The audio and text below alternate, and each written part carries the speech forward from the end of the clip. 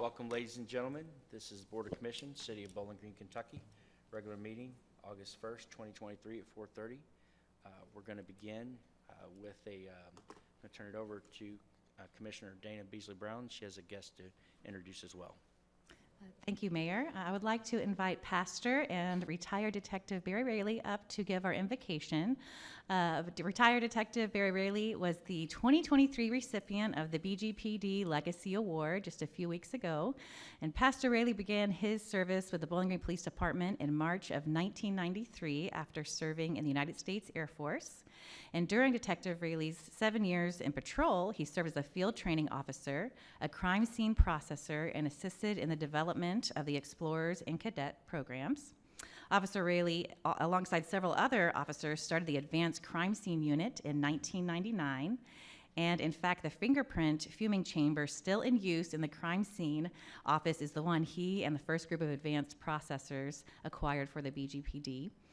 And Lieutenant Colonel Harrell, if it's okay if I quote you from the award ceremony, he worked with Detective Raley for many years in the CID and offered the following reflection on Detective Raley at the award ceremony. He said, Barry Raley was known for his balance of high moral character, exceptional work ethic, and tenacity for exhausting every available lead to solve his cases. He was respected by his fellow detectives and the courts for his professionalism. He said, to put it bluntly, he was the standard. Detective Raley was humble, he cared about being a good teammate, and he cared about being true to his principles. He was the epitome of an informal leader.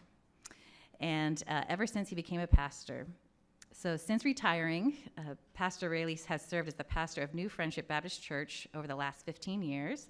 And I invited Pastor Raley here today as we continue to lift up prayers for Officer Davis, who is still in the hospital recovering from his injuries in the line of duty.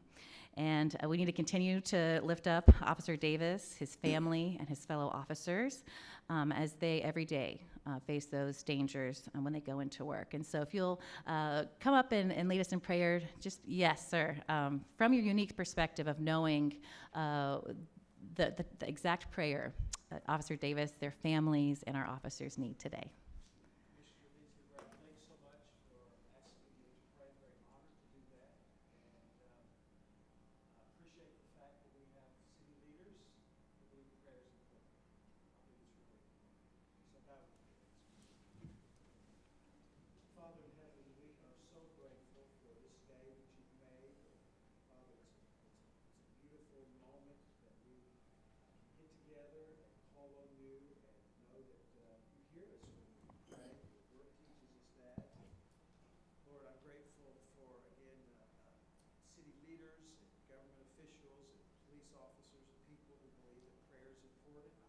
And so this afternoon, Father, we call on you to pray and intercede and ask for your blessing and help first on these proceedings and on all of our leaders here today, on the Chief of Police, my friend Mike, and so many others. I pray for them today, Lord, as they conduct business, that it would be done honorably and honestly and well, Father, for even the sake of this community and to help us be safer and better. So I pray for their wisdom and collective knowledge and reasoning to come to bear. But Lord, we also really want to pray also today for my friend, personal friend, fellow police officer, brother, even in Christ. I pray for Matt today. Thank you for sparing his life. Lord, watching over him and helping him to improve. We trust that you'll keep helping him to heal, to be made whole physically and mentally, and you'll help his family and his co-workers, Lord, because the profession, the work that my brothers and sisters in blue every day, Lord, it calls upon them to do the most incredible thing of all, to be willing to lay down a life for another person. Your son Jesus did that for us, and it teaches us that's the greatest expression of love. And so I pray for all of our officers today, the Sheriff's Department too, Father, all the police officers that work in this community, that you'll watch over them and you'll protect them. You'll keep them safe. And I want to pray for their wives and their families, Lord, as they leave their homes each day, that they'll have some peace and comfort to know that they're appreciated and that you're watching over them. Blessed are the peacemakers. Your word says that. And I take that to be true. So, Lord, today, this afternoon, I pray for our officers, for all of these leaders, that they would have the courage of King David in Scripture when he would deal with giants. Lord, our culture, our world is broken, and we deal with lots of huge problems and issues. And so I pray for all of these folks today to have the courage of King David to deal with giants. I pray they would have the wisdom of Solomon, King Solomon, to make decisions, to choose wisely, and, Father, to lead well. And I pray they would all have the compassion of the greatest King. His name is Jesus. And I pray, Father, that we would care about one another and we would serve each other, Lord, for truly you are all about us loving, caring about one another, and doing what's right. And as this police department seeks to bring justice and safety to our community, again, I just lift them up to you today. Lord, thank you for being good to us. Thank you for loving us. Watch over our evening now. It's in Jesus' name that I pray. Amen. Amen. Thank you so much. Pastor Raley, and if everyone will join me in standing for the pledge. I pledge allegiance to the flag of the United States of America and to the republic for which it stands, one nation, under God, indivisible, with liberty and justice for all. Thank you so much. Thank you, Commissioner Dana Beasley Brown, and thank you, Pastor Barry Raley. We appreciate your insight, your words, and your prayers. Thank you. All right, we're going to start with a roll call. Commissioner Hill, who is absent. Commissioner Perigin. Here. Commissioner Bailey. Here. Commissioner Beasley Brown. Here. Mayor Alcott. Here. Mr. Meisel, you have any comments at this time? I do have a couple, Mayor.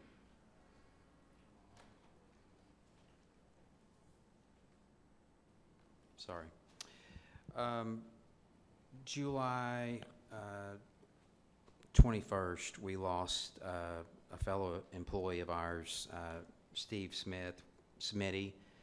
He worked in parks maintenance, was a parks maintainer since 2016. He's been with the city, had been with the city 10 years. Want to just say that Smitty was a great guy and did a lot for our parks, keeping them beautiful, maintaining them in great condition for our citizens. And I just ask that everyone keep Smitty's family in your prayers. He has some daughters and sons and grandkids that are really hurting and missing him, I'm sure, right now. But Smitty was 63 and passed away just a couple Fridays ago. So please keep that family, the Smiths, in your prayers.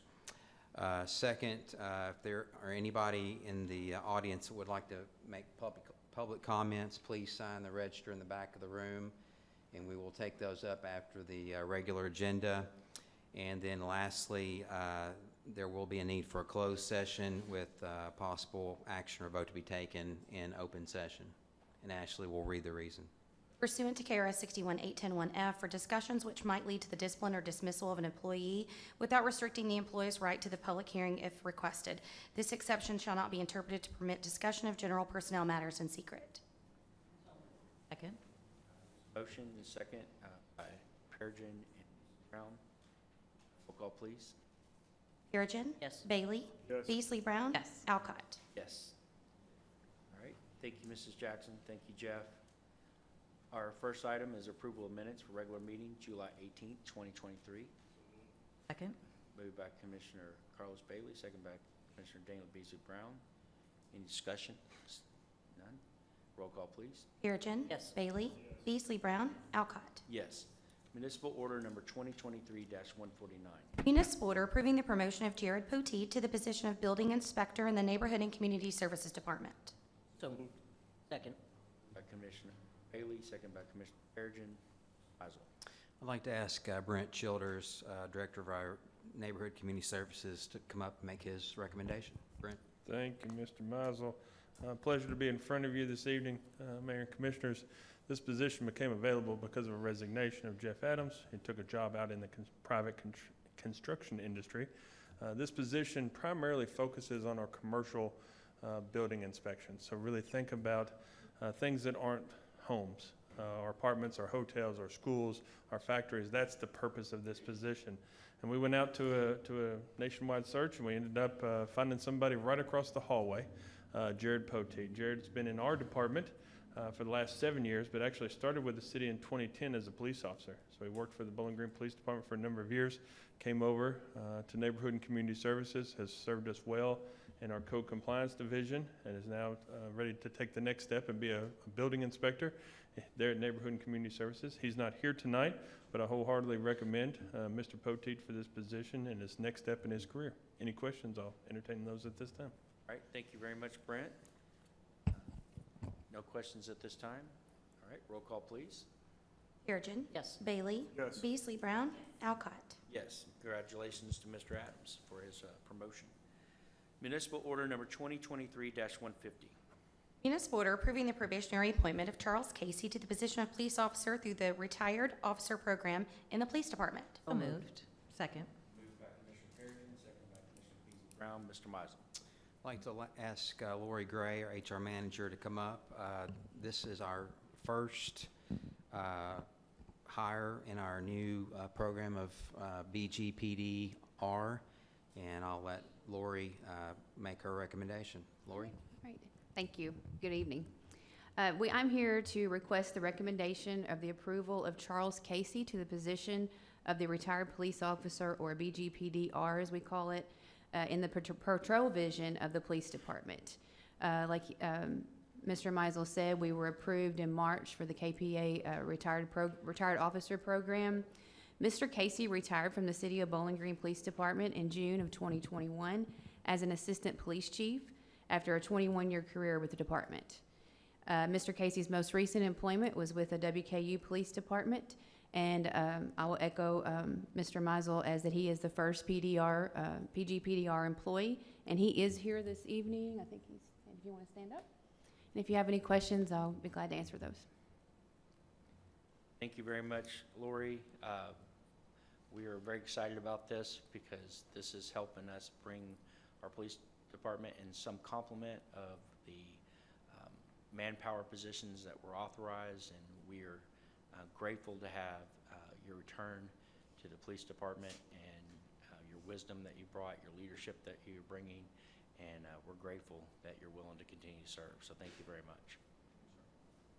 I'd say the same. Thank you. You're blazing a trail there. First one. You're the first one. Welcome back, and just your experience just to be back on the police forces, like the mayor said, is going to basically help us out. All right, did you bring some family with you tonight? Can you introduce them, please? My son Jackson, my son Lucas, my daughter Alexa, and my wife Kate.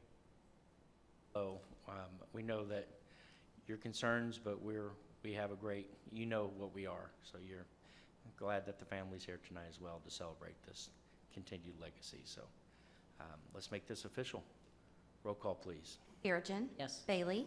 Beasley Brown. Alcott. Yes. Congratulations, Charles.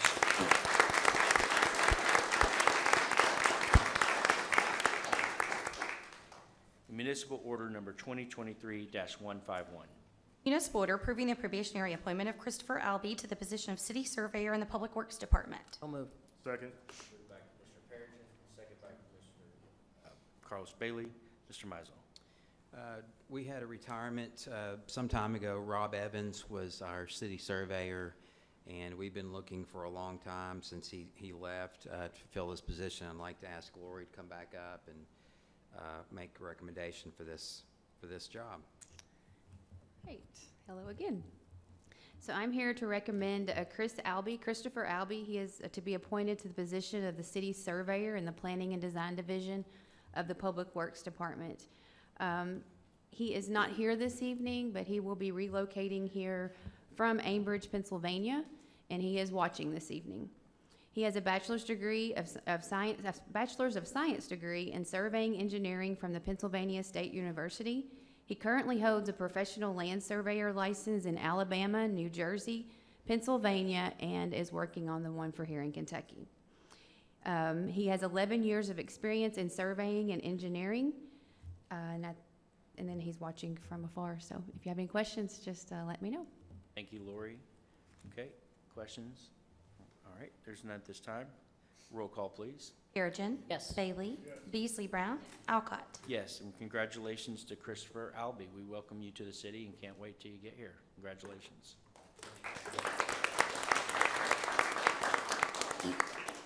Municipal Order Number 2023-152. Municipal order approving the probationary appointment of Michael Netherton to the position of Parks Facility Maintainer 2 in the Parks and Recreation Department. So moved. Second. Moved by Commissioner Bailey, second by Commissioner Beasley Brown. Mr. Mizel. I'm going to ask TR to come up, our HR manager, to make this recommendation. This is actually the new position you all approved in budget for our EDC. So TR, take it away. Good evening, Commissioners. We are recommending Mr. Michael Netherton as the new Parks Facility Maintainer 2 position, which is going to focus on the entertainment district. Michael is originally from Louisville, Kentucky, and received his high school diploma from Seneca High School. He moved back here to Bowling Green to attend WKU to receive his bachelor's in agriculture and with a concentration in turf and golf course management. He's worked several years on the grounds crew for the St. Matthews Little League out of Louisville, covering a five-field baseball complex, and then he also worked as a mower and farmhand for WKU. So Michael really stood out in the interview process amongst the candidates, and he's here with us this evening. So Michael, if you could stand. And please let me know if you have questions. Thank you, Tiara. All right, questions? All right. Roll call, please. Perigin. Yes. Bailey. Beasley Brown. Alcott. Yes, congratulations, Michael.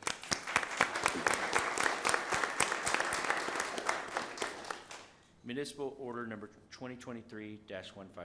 Municipal order approving the probationary appointments of Thomas Barnes and Jacob Lyons to the position of landscape gardener in the Parks and Recreation Department. So moved. Second. By Commissioner Perigin, second by Commissioner Beasley Brown. Mr. Mizel. This item here is the two new positions you all approved as well in the budget to help out with golf and landscape. And I'd like to ask Tiara Britt, HR manager, to come back up and make recommendations for this one.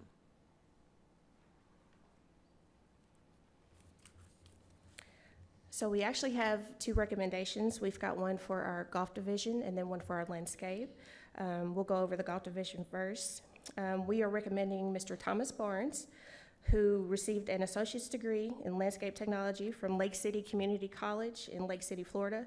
He's worked at almost every level of the golf industry, but most recently was a site supervisor and golf superintendent. He brings us over 25 years of experience. He's worked at Hammock Creek and Piper's Landing in Palm City, Florida, and during his interview process, he just was very knowledgeable. We're very excited to have him, and we think he's going to bring some innovation to that department. And Mr. Barnes is here with us this evening, if he would stand.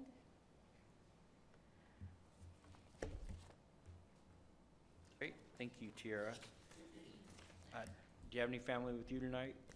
No, I don't. Okay, just want to make sure, but welcome. And, all right, well, maybe they're watching, so, all right. This is for both positions? Yes. Okay. Okay, I'm sorry. So the second person that we have is for the landscape gardener position. It's Jacob Lyons. He was a graduate of Greenwood High School, completed his bachelor's degree here.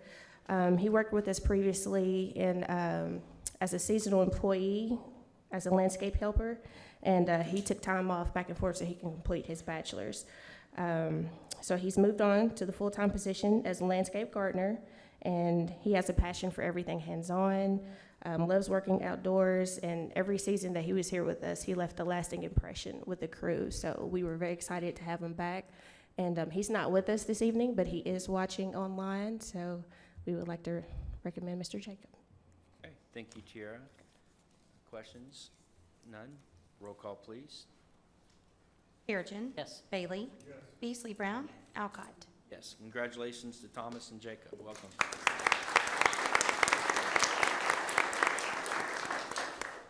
Municipal Order Number 2023-154. Municipal order approving the probationary appointment of Carissa Waldrop to the position of Office Associate in the Parks and Recreation Department. So moved. Moved by Commissioner Beasley Brown, second by Commissioner Bailey. Mr. Mizel. This is the Tiara Britt show, so come back up, Tiara, and this is another position due to resignation in Parks. Yes. So this will be my last one this evening for our Parks Department. We've got a lot going on. But we would like to recommend Carissa Waldrop for the office associate position. She graduated from Edmonson County High School, received an associate's in business admin from Sky CTC. She later moved to Murray, Kentucky, where she was a teller supervisor, done a lot of things there, and then she's moved back to Bowling Green. She's decided to join a very dynamic team. She was one of the first interviews that we had for the office associate position. We had a total of 55, but she was the first one we seen, and she really left a lasting impression on us. She's also acquired several occupational and management certifications, and we're really just ready to put those to good use for our Parks Department. And she is here tonight with her boyfriend, Mr. Sam Treese. If you guys could stand. Welcome, Carissa. So, all right, questions from commissioners? None? All right, we'll make this official. Roll call, please. Perigin. Yes. Bailey. Beasley Brown. Alcott. Yes, congratulations, Carissa.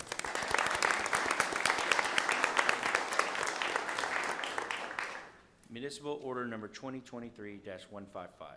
Municipal order approving the probationary appointment of Alexis Fowler to the position of Communications Dispatcher 1 in the Police Department. So moved. Second. Commissioner Perigin, second by Commissioner Beasley Brown. Mr. Mizel. This one is impressive to me, but I'll let Lori Gray come up, HR manager, to make a recommendation for dispatcher. Good evening.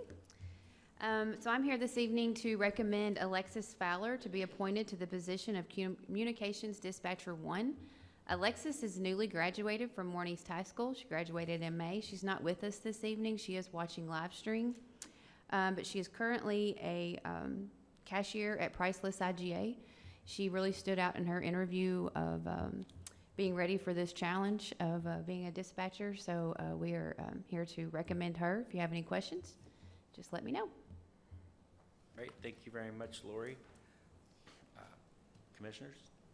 All right. Roll call, please. Perigin. Yes. Bailey. Yes. Beasley Brown.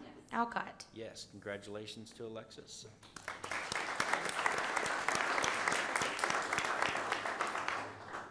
Municipal Order Number 2023-156. Municipal order authorizing and approving a contract extension for demolition and sinkhole repair services related to bid number 2022-55 from Scott and Ritter, Inc. of Bowling Green, Kentucky in an amount not to exceed $130,000. So moved. Second. Moved by Commissioner Perigin, second by Commissioner Bailey. Mr. Mizel. As you all know, we have a lot of sinkholes here in Bowling Green. Seems like one every week or so. But we also have a need for demolition every now and then for different structures. But this was bid out back in '22. We have an option to renew for 2 additional years with Scott and Ritter. We'd like to exercise that option and go with them for 1 more year. Total of this contract would be not to exceed $130,000. We budget roughly $30,000 for demo and roughly $100,000 for sinkhole repairs. Brent Childers is here, can answer any questions you might have on this one. Okay, any questions at this time? None? We'll have roll call, please. Perigin. Yes. Bailey. Yes. Beasley Brown. Alcott. Yes. Municipal Order Number 2023-157. Municipal order authorizing and accepting bid number 2023-47 for arboricultural services from Tree KO Bowling Green LLC of Smiths Grove, Kentucky in an amount not to exceed $70,000. So moved. Second. By Commissioner Beasley Brown, second by Commissioner Bailey. Mr. Mizel. As we found out after the tornado, we have a lot of trees here that we are responsible for maintaining city parks and public works, and Parks and Rec went out for bid for these tree and stump removal services. And we got 2 bids, one from Bushels and Blooms, one from Treeco Bowling Green LLC. And we set this up to where we have a primary and a secondary, and so Parks and Rec and others are recommending that we go with the Treeco Bowling Green as our primary and go with the Bushels and Blooms as our secondary contractor. Brent Belcher is here. He's looked over this, can answer any questions you might have on this one. This is a contract for up to $70,000 for the next 12 months. All right, thank you, Mr. Mizel. Questions? None? Roll call, please. Perigin. Yes. Bailey. Beasley Brown. Alcott. Yes. Municipal order number 2023-158. Municipal order authorizing and accepting bid number 2024-01 for Police Department ammunition from Kessler Police Supply, Inc. of Jeffersonville, Indiana, and TXAT LLC of Houston, Texas, based on unit prices in an amount not to exceed $130,275. So moved. Second. Mr. Mizel. So as you know, we need ammo for our police department, both for the range and for everyday duty. We went out for bid, and we got two bids, one for the practice, well, two bids from TXAT LLC and another one from Keesler Police Supply. And we are recommending for the practice ammunition, the 9mm and the .223, to go with the TXAT company. And then for the duty ammunition for the .308 would be Keesler Police Supply. We've got several officers in the room that can answer any questions you might have on this bid, but Sergeant Eric Woodward, I think, coordinated this, as well as Captain Elliott and Major Hughes, and Chief Delaney, of course, is here, can answer questions on this as well. But this is for ammunition for our police department. Great, thank you, Mr. Mizel. Questions? None? Roll call, please. Perigin. Yes. Bailey. Yes. Beasley Brown. Yes. Alcott. Yes. Municipal order number 2023-159. Municipal order authorizing and directing the mayor to enter into grant agreements for flexible neighborhood grants with various organizations. So moved. Moved by Commissioner Perigin, second by Commissioner Dana Beasley Brown. Mr. Mizel. As you saw in the memo, FY24 is the 25th year for these neighborhood grant programs. So we're excited about that. We budget roughly $40,000 each year. Some of it gets carried over, but tonight Karen is proposing 3 grants totaling $16,100. The first one is to Bent Tree Homeowners Association for $1,100 to replace the lettering on their neighborhood entry sign. The second one is for the Delafield Neighborhood Group, $7,500 for multiple projects, which would include revamping of landscaping at their entries, neighborhood entries, publication of a quarterly newsletter, fall social event, and other projects that would enhance their neighbor connectedness and neighborhood pride. And then finally, the George Washington Carver Center, they're wanting to refurbish that building, and we would like to give them $7,500 for exterior property improvements to the George Washington Carver Center, community-based staple in the Shake Rag neighborhood, as you all know, and it's been there for more than 70 years, hard to believe. So Delafield and the Carver Center projects are within our Bowling Green reinvestment area, and will help go toward that project. Brent Childers is here, can answer any questions. I don't see Karen, but Brent can answer any questions you might have on these projects. Recommend your approval. Great. Thank you very much, Mr. Mizel. Commissioners? I think these are great projects. I'd love for the community to just hear about all the wonderful things going on in our neighborhoods with these grants. With these grants, so this is actually the first time in quite a while we've kind of opened it back up. After the tornado and after COVID, we kind of shut it down and really focused in on our tornado impacted areas and our BG reinvestment area, which is our 6 inches track area downtown west. And so now, by opening this back up, and so these flexible neighborhood grants are available to any of the neighborhoods to make improvements, quality improvements in their neighborhood. That to be organized, they're open all year round, so that's why we created the new flexible neighborhood grant program. And so that's why, organizations can go online, fill out the application, submit, and then we review those as they come through, and then we'll bring them to you in batches like this. Several years ago, we used to bring large batches of them, all his recommendations. Now we can award them as we go throughout the year, so expect us to come back on multiple occasions. So with that, I'll entertain any other questions anybody might have. $7,500 the maximum? Yes, we raised that several years ago. It used to be $5,000, Right. And then we raised it up to $75. Just the cost of things increased. The dollar didn't go as far anymore. And it doesn't have to be a HOA with a charter? It No, can be- no. No, it can be a neighborhood association. We also allow, like the Carver Center, we allow organizations that operate within neighborhoods. It still has to be a project beneficial to the neighborhood to be qualified. So no, you don't have to be a formal HOA. We keep it very flexible. Karen is very open and welcoming and working with the groups to make sure that we can find a project to work with. And then the last thing for the public, I'm assuming that they can get on the bgky.org website. bgky.org, go to NCS, and under Neighborhood Services, their application is right there. It's an electronic application, comes directly into Karen, and then she reviews it out with some other staff before the recommendation is made back to you all for final award. Thank you. And I always think that these things are really good because they help out the neighborhood to beautify like some of the neighborhoods that's around Kentucky, well, around Bowling Green, Right. Kentucky.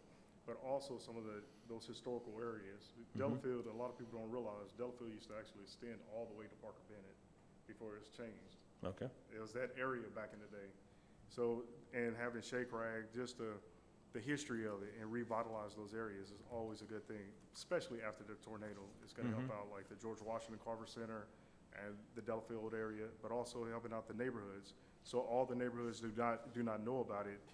Them allowing to see this, they can now know that we can apply to the city and try to get some of this grant money to help out some of our neighborhoods as well. That's correct. So, That's correct. It is open across the city now. So we're into the new fiscal year. It is open.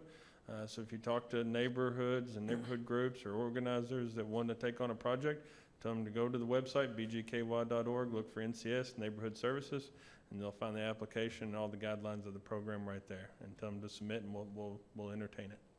thanks, Brent. Okay.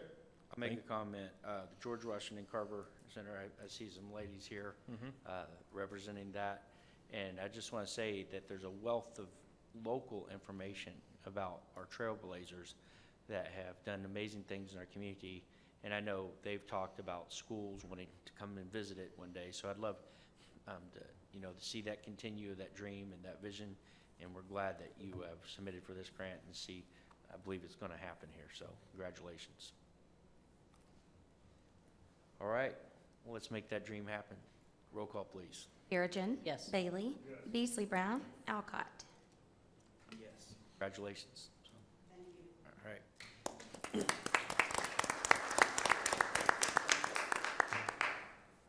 Municipal Order Number 2023-160. Municipal order authorizing acceptance of grant funds from the Kentucky Transportation Cabinet for Transportation Alternatives Program funds in an amount of $637,441. So moved.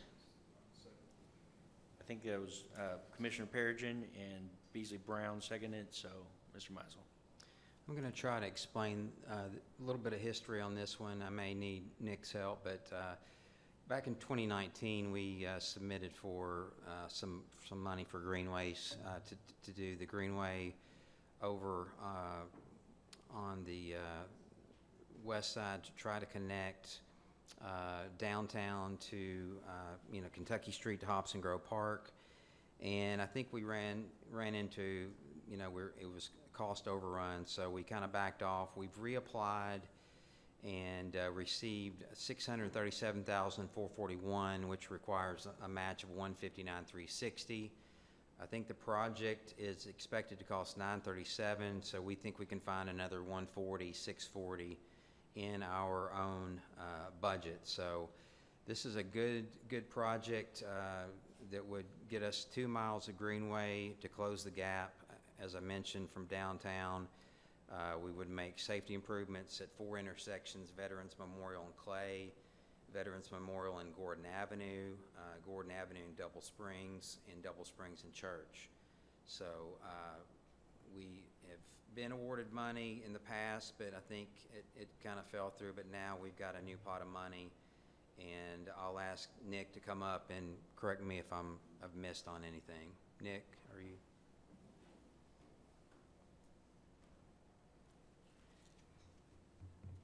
Yeah, that sums it up pretty good. So the project cost exceeds $1 million. When we first applied for the grant, they gave us $500,000 and said, look, we're not giving you the entire amount. Go ahead and design the project, get the right-of-way acquisition done, and then apply for the balance of funds. And then, we'll hopefully fund you for construction. That's what they did. So I guess that round 2 funding is what we're requesting your approval tonight so that we can move forward with bidding out the project for construction. So we did get the 500? Initially, earlier? Okay, I'm sorry. All right, well, thank you, Nick. This takes it up $100,000 and is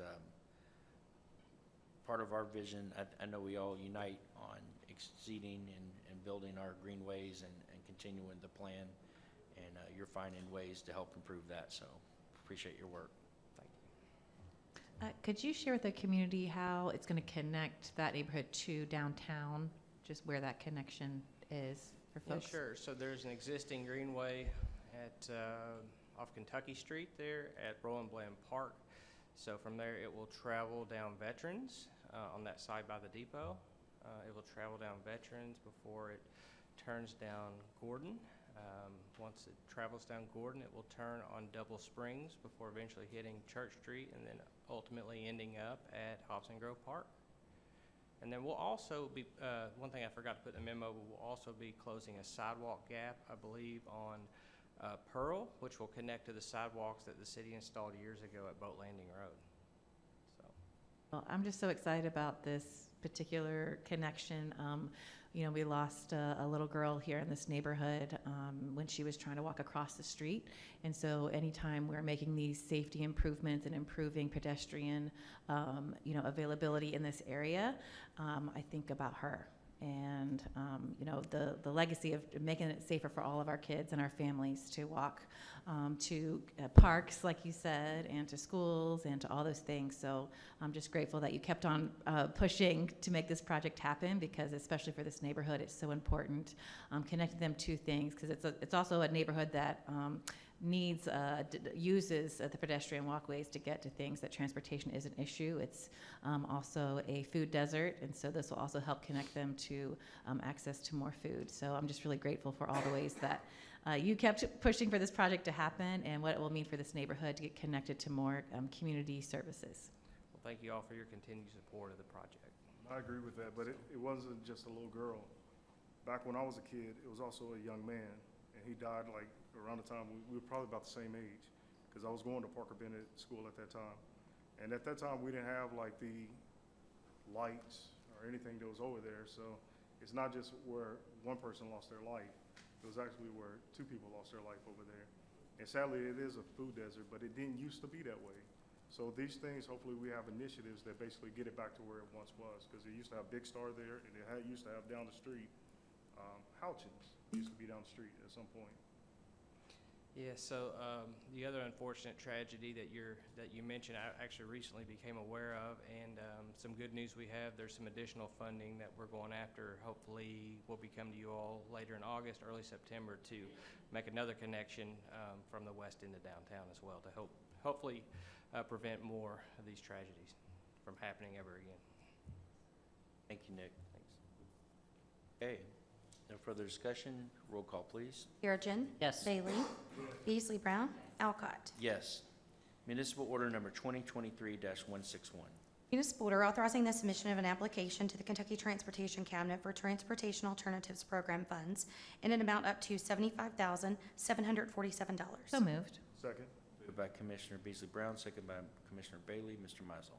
So we are hitting these TAP grants pretty hard, but this one is another application for $75,747, and we would like to, this is 80-20 split. There's a 20% match required for $18,937, and this would go towards some pedestrian islands on Riverview Drive, which is what I call the bypass between River Street and College Street pedestrian bridge, that stretch of the bypass, or what we call Riverview.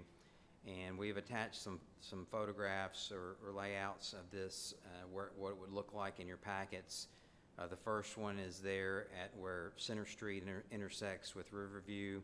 We would like to do a little pedestrian island right there in the middle. We've gotten approval from the state to do that. And then your next picture there is at College Street in Riverview, that intersection, do another pedestrian island to help get folks over from College Street over to the park, McConnell Park there, to get to the pedestrian bridge. So we think this will improve pedestrian safety in that area going forward as as that area develops too, with private investment and public investment. So Nick and Brent can answer any questions on this grant as well. Jeff, does this have the ability for the pedestrian to hit the crossing lights so people know they're crossing, or is it just paint? I don't think there'll be any lights on this one, but it will be kind of like a island that they can wait for the next car to pass to get on over to the other side. But these are only going to be so high, and they're going to be in the turning lanes where you can at least cross one lane and wait to cross the next lane to get across there. Thank you. Commissioners? Questions? Roll call, please. Perigin. Yes. Bailey. Beasley Brown. Alcott. Yes. Ordinance number BG 2023-20, first reading, non-binding. Ordinance closing a public right-of-way. Ordinance approving the closing of an unimproved right-of-way located along Double Springs Road and a portion of an unimproved alley along Double Springs Road, Beatty Court, and Gordon Avenue. So moved. Second. Moved by Commissioner Beasley Brown, second by Commissioner Perigin. Mr. Mizel. These are some recommendations made by the Planning Commission back on July 20th. 7 unanimous votes to close these right-of-ways. Most of these are within the Housing Authority's area, and Ben Peterson is here, can answer any questions you might have on this one. Okay. Questions at this time? These are old right-of-ways that have been found that we don't really need, that will go to the Housing Authority. Thank you, Mr. Mizel. Roll call, please. Perigin. Yes. Bailey. Beasley Brown. Alcott. Yes. Ordinance number BG 2023-21's a first reading, non-binding. Ordinance rezoning real estate. Ordinance rezoning a tract of land containing 12.739 acres from HB Highway Business to RM4 multifamily residential located at Hennessy Way, Vintage Lane, and Corvette Drive, presently owned by the Southern Retail Partners, LLC. So moved. Second. Brown. Mr. Mizel. At the July 6th Planning Commission meeting, they took a vote, it was a unanimous vote to rezone this 12.7 acres up around the Corvette Museum to develop multifamily housing. It was highway business, rezoning to RM4. They're proposing to put in 248 units, which will be really good in that area. And Ben Peterson is here again, can answer any questions you might have on this rezoning. All right. Thank you, Mr. Mizel. Commissioners? Roll call, please. Perigin. Yes. Bailey. Yes. Beasley Brown. Alcott. Yes. Municipal Order Number 2023-162. Municipal order approving payment in lieu of taxes agreement among the City of Bowling Green, the County of Warren, the Board of Education of Warren County, and Owens Brockway Glass Container, Inc., related to the construction and installation of an industrial facility in the City of Bowling Green. So moved. Moved by Commissioner Perigin, second by Commissioner Beasley Brown. Mr. Mizel. So you all may have attended the groundbreaking for OI Glass, great company that's come to Bowling Green up in the Trans Park. They're under construction right now. $240 million investment, 140 jobs, really good paying jobs. They are going to finance with industrial revenue bond. I can't talk this afternoon. And so what that does is it takes that property off the tax roll. In this case, for the life of the bonds, these are 30-year bonds, but they have agreed to do a payment in lieu of tax agreement, and that's what's before you tonight.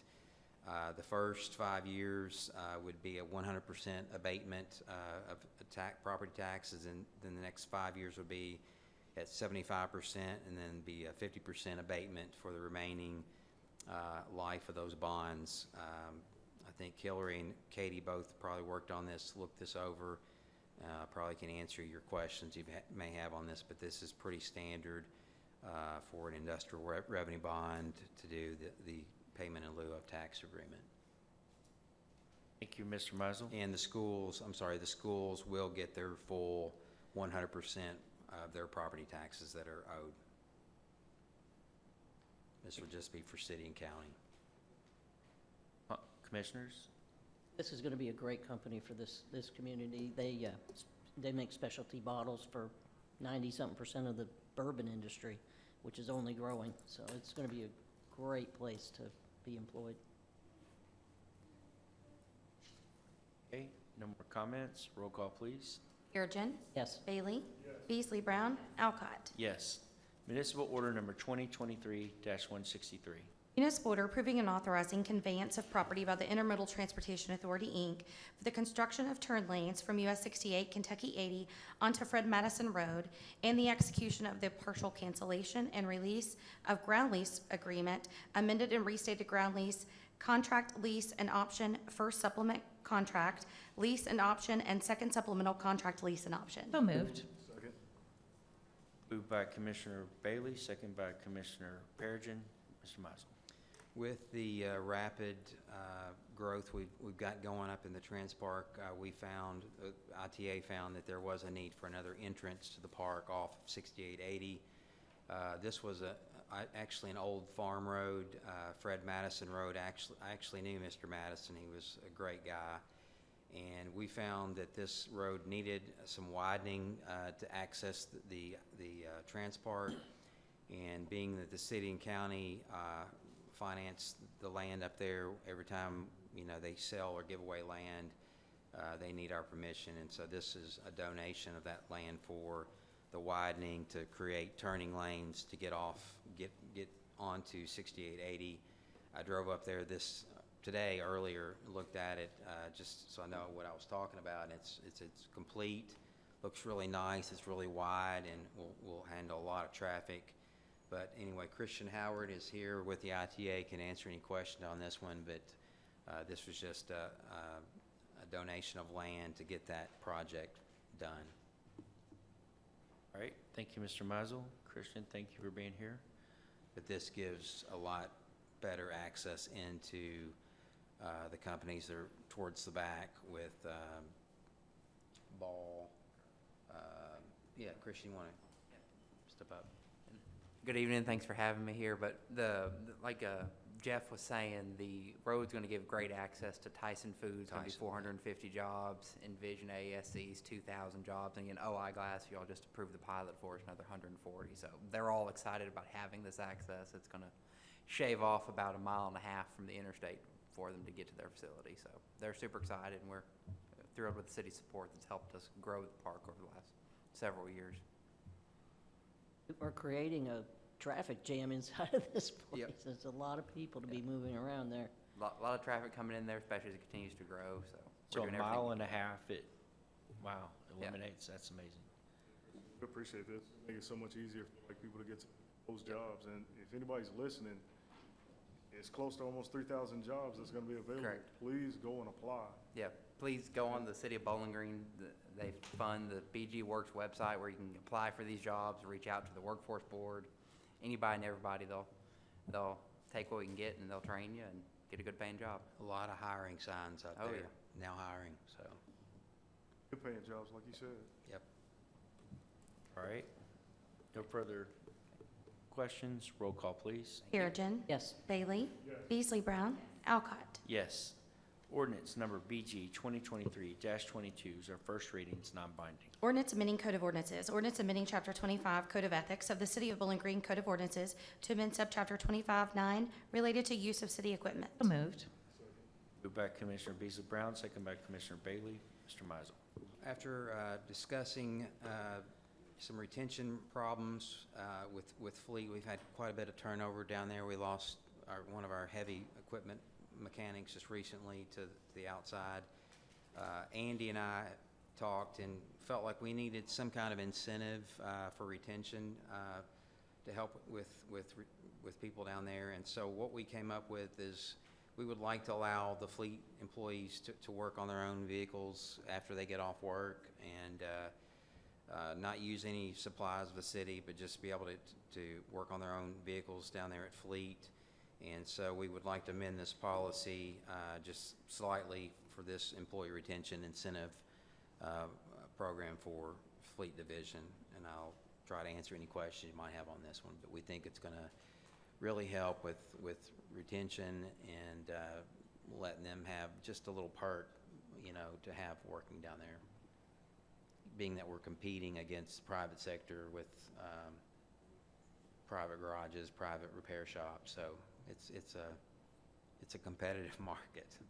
So we need all the help we can get. That's some good inward thinking, and that's an awesome idea. Well done. Okay, no more comments or questions? Roll call, please. Perigin. Yes. Bailey. Beasley Brown. Alcott. Yes. All right. I lost my track. 19? Thank you. Ordinance number BG 2023, you said 19? 17. Item number 19. It's item 19.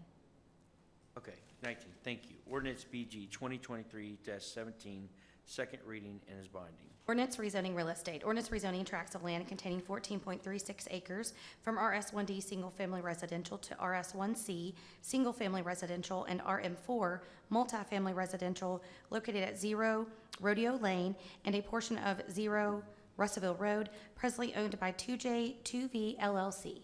So moved. Moved by Commissioner Beasley Brown, second by Commissioner Bailey. Mr. Meisel. This is This is second reading. reading. This was a 5-0 at the last, yeah.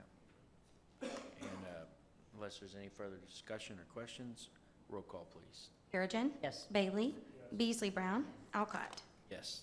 Ordinance number BG 2023-18, second reading is binding. Ordinance rezoning real estate. Ordinance rezoning a tract of land containing 1.645 acres from HI Heavy Industrial to HB Highway Business located at 0 Louisville Road, presently owned by Scotty's Development Company LLC with AutoZone Development LLC as the applicant. So moved. By Commissioner Beasley Brown, second by Commissioner Bailey. This is also 5-0 at our last commission. Unless there's any new discussion. There's none. Roll call, please. Perigin. Yes. Bailey. Beasley Brown. Alcott. Yes.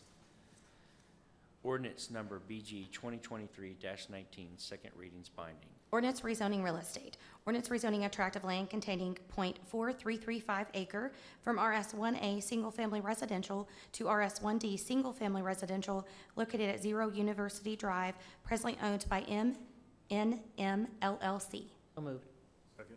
Moved by Commissioner Perigin, second by Commissioner Bailey. This is also 5-0 at our last commission meeting. Unless there's any new discussion. None. Roll call, please. Perigin. Yes. Bailey. Yes. Beasley Brown. Yes. Alcott. Yes. Ordinance number BG 2023-14, second reading's binding. Ordinance rezoning real estate. Ordinance rezoning tracts of land containing 22.96 acres from GB General Business, HB Highway Business, and LI Light Industrial to PUD Planned Unit Development located at 0, 1710, 1740, 1798, 1844, 1900, 1902, 1904, 1936, 1970, 1992, 2010, 2040, and 2140 River Street, presently owned by Diggs on the River LLC. So moved. Second. Second, moved by Commissioner Perigin, second by Commissioner Bailey. This was a 5-0. This was tabled from 2 meetings prior to that. Unless there's any new discussion. I don't have any new discussion, but what I would like to do is for the general public, because I've had some feedback on this particular item, is maybe have Ben explain what it was zoned and what the use could be today. No objections here at all, but I'd just like to educate folks a little bit about why it is that this is a 5-0 commission vote from the planning and zoning, and just to clear up that some of the feedback that I've received was a little bit of criticism about planning and zoning, and I'm gonna have to say that is just not valid at all. They did their job, and the program that we have laid out actually worked. Sure, I can't speak for the planning commissioner's individual votes, of course, but I can explain about the current zoning. So it's a mixture of zones, and then what we have is the applicant has proposed to take that mixture of different zones and then zone it to PUD for the development that is before you tonight. So The existing zoning is just as you read it, on different properties throughout the area. It's general business, highway business, which is kind of our medium and heavy commercial zone, just as a general description, and then light industrial, which is kind of, as it expresses light industrial and heavy commercial, kind of a mixed zone. So under the current zoning, the property could be redeveloped for any number of commercial uses is the easiest way to describe it, up into including a warehouse or a grocery store or any kind of commercial business of that nature. So that could be done on those designated properties without rezoning. The difference is the applicant didn't want to do that and wanted to bring the proposal that you have before you this evening, which required a planned unit development zoning to do a mixed-use zoning, mixture of residential and commercial properties. Finally, from our perspective, we have to cite some sort of a abnormality or a law or something if we vote against this, correct? Yes. So there, and Facts. It would have to be Right. factual findings that contradict the finding of the planning commission. okay, and we had our attorney take a look, and there was nothing. There wasn't anything there that we could cite that was going to make a difference. I just want to make that clear for the public that has concerns that we're somehow or another running roughshod over people. That's just not the case. You know, my heart does bleed, and I feel really bad for the residents. We're doing what the law says we have to do. So, thank you. Mm-hmm. Okay. No further discussion? Roll call, please. Perigin. Yes. Bailey. Beasley Brown. Alcott. Yes. All right, at this time, our session is going to, we had a vote and a motion and a 4-0 to put us in closed session. So we're going to go ahead and go to that closed session. So we ask everyone, what, are we going to do public? We'll do that after? When we reconvene. Okay, when we reconvene, we'll have everybody come in here and we'll open up for public comments at the end, which will still be available. But we're going to go ahead and go into closed session here.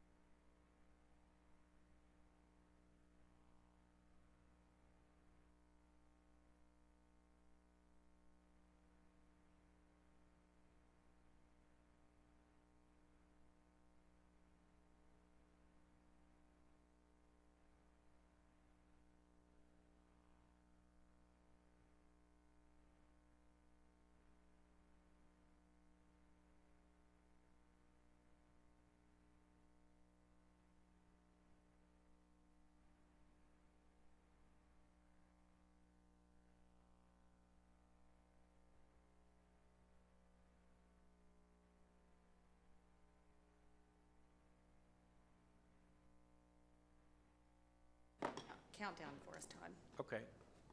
5, 4, 3, 2, 1. Welcome back, everyone. We're in open session. We have municipal order number 2023-164. We'll need a motion to come back out of closed session, please. Second. All right, we have a motion and a second from Perigin and Bailey to come back into session. Roll call, please. Perigin. Yes. Bailey. Yes. Beasley Brown. Yes. Alcott. Yes. Municipal order number 2023-164. And this will be a motion and a second to add this municipal order, please, 2023-164. So moved. Second. We have a motion to approve from Perigin, second by Dana Beasley Brown. And please read the order. Or I'll do the roll call. roll call. Perigin. Yes. Bailey. Yes. Beasley Brown. Alcott. Yes. Now I will read it. Municipal order number 2023-164, a municipal order approving the termination of Jeffrey Jordan in the Parks and Recreation Department. So moved. By Commissioner Beasley. Second, the discussion on this one. Did you second? I'm sorry. I did. I Okay, second. thank you. Apologize, Mayor. Fell asleep at the wheel. And roll call, please. Perigin. Yes. Bailey. Yes. Beasley Brown. Yes. Alcott. Yes. All right, at this time, we're open for public discussion.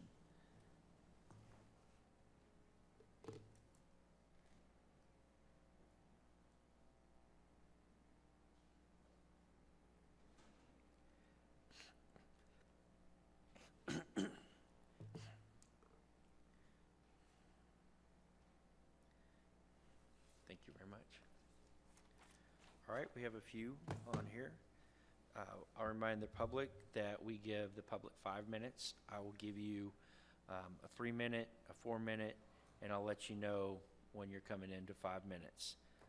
But right now, we have, I think it's Betty Turner.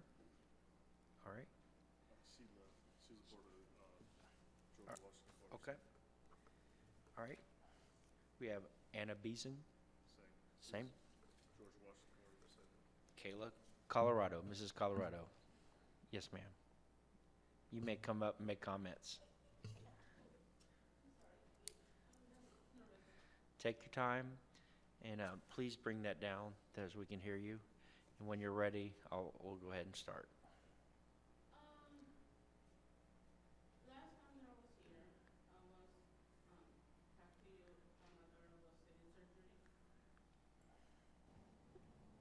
They found a little tumor on her ear, just a tiny bit. Her doctor told me that if she didn't have the surgery that day, it was this close to get into her ear canal, like go farther, and she would be completely deaf. The surgery went well, so that's good. That's good news. But also the doctor told me that she has a brief palate. She's not be able to speak correctly. When she's eating, all her food, she will eventually throw it up. They think that she may do another surgery, but they say that that one is really risky for them to do it.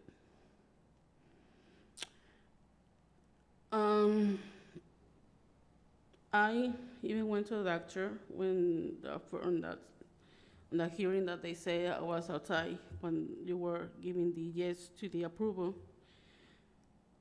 I eventually passed out. The paramedics came. My pressure was a little bit high. The next day, I went to a doctor. The doctor told me that I have stress due to all the rezoning, and they also told me that I suffer epilepsy. I cannot control myself. If you see me shaking, that's because of that. So My kids, they've been asking me a lot of times, Mommy, why are we moving? Why are they going to kick us out? They've been asking me all that all the time. Even my daughter, the middle one, she cried when she say he's the responsible one who's gonna be homeless. We cannot afford to buy a house. We can. We have a low income. So tell me, what were you supposed to do? I'm not asking just for me. I'm telling you because of all my neighbors. They have big families. That's the only way. We only find that place because of the low income. That's it. We cannot afford to buy a house. We cannot afford to get a nice place. We can. All I ask is, if you can, just try to change the law. Because many of us are going to be homeless. We're going to be living in the street. And that's not a good impression for me, because I have 3 kids. I had 2 kids with special needs, and they need their mother. And if I have stress because of this, they're not gonna be able to say, Mommy, I'm gonna be there for you. Because I'm not gonna be able to be with them, for them. All I ask, please try to consider, we cannot take this anymore. I've been living there for 19 years. I see my kids grow up in there. I see my kids take their first step. I see them walk. I see them play outside. And when their resume is gonna be where they wanna play. I'm just asking you, please help us. It's not just gonna be me, many other families are gonna be homeless.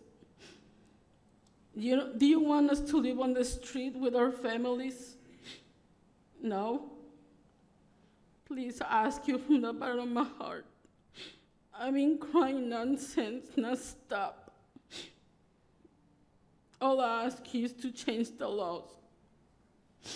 Because many other families are gonna be in the same position as we are. And we don't want that to happen to another families. All I ask is help us. Help us do whatever they can, whatever you can. All I ask in you is that. Thank you, Mrs. Colorado.